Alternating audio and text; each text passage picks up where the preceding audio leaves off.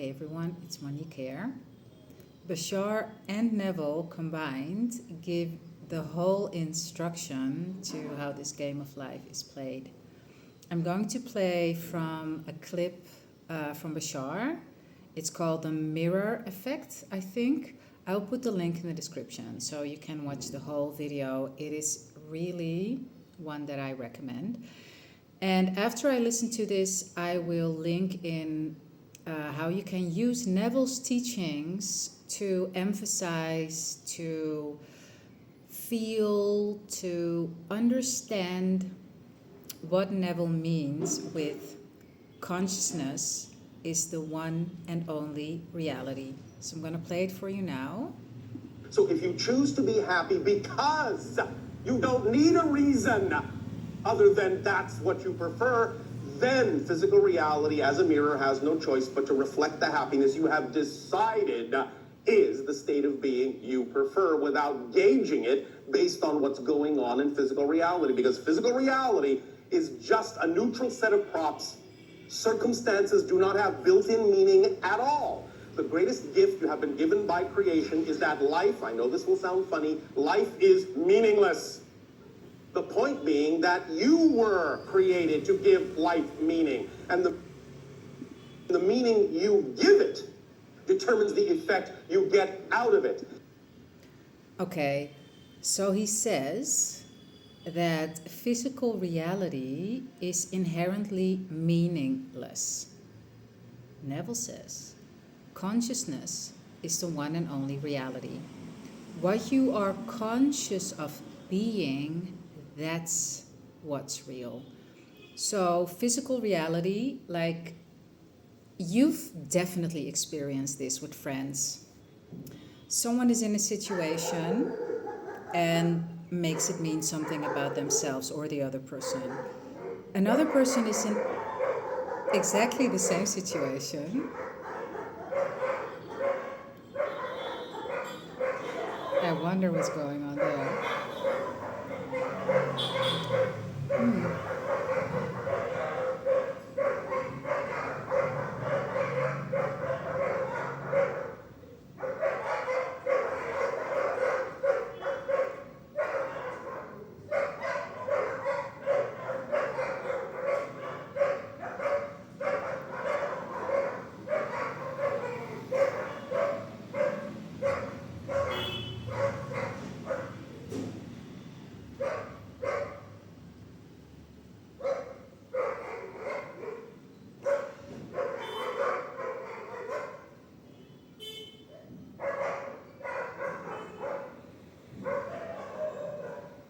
That was about 1 minute.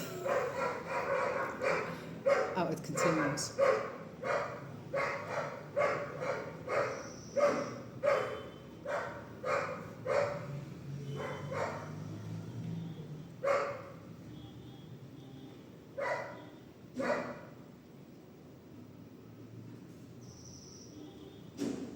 Okay. Another person is in exactly the same situation, and they have it mean something completely different. Why is that? Because everyone gives it meaning from who they are defining themselves to be. I'm going to give you an example from my own life and one that you might be familiar with, depending on kind of what your triggers are and whatnot. So I used to get super triggered when my person, whoever the person is that I was dating at the time, would not respond to me. Well, actually, yeah, okay, let's just generalize it. Would not respond to me. And I would go in all kinds of states and think like, oh my goodness, I did something wrong. What is up? Are they okay? My mind would always go to worst case scenarios until I figured out what the hell was actually going on, because it was based upon something from my childhood. Now, someone else, or the version of me that I am now, does not react to that really. Maybe maybe after a while, but not initially. I would have it initially. So it's not that that means anything. It means that that's a trigger for me, and I will see it in my life because the situation is pointing towards a frequency in me, because I am the meaning giver. And you can use physical reality to learn about you. Know thyself is what, I don't know who it was that said it. Was it Plato? Doesn't really matter.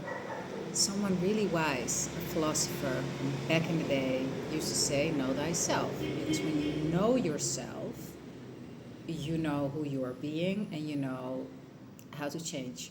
When you know yourself, you know what's up in your consciousness, because consciousness is the one and only reality.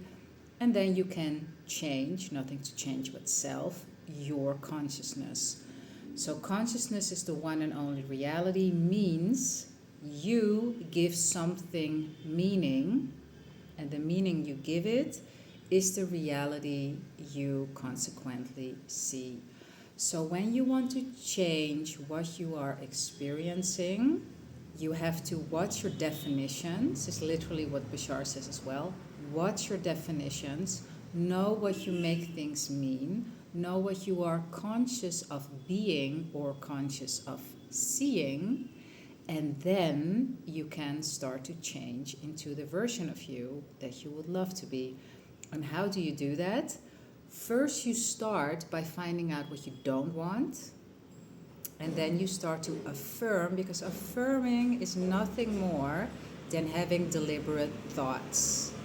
A thought that you keep thinking becomes a belief. And some people get triggered by the word affirming. Affirmations are conscious thoughts. You have automatic habitual thoughts. You don't even know that you're thinking them until you become aware. And then all of a sudden you're like, oh dude, I've been actually thinking really crappy things.